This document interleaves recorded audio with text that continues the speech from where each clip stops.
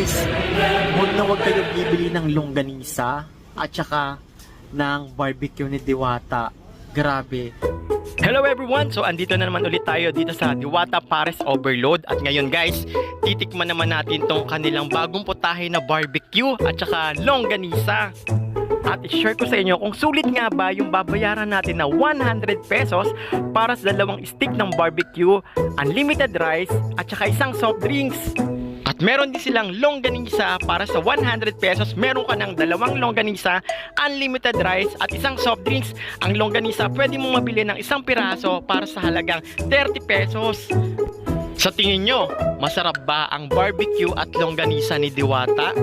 Malalaman natin yan. Kanyari itong taga-Taguig, nagbike lang sila. Ito, nagbike lang sila.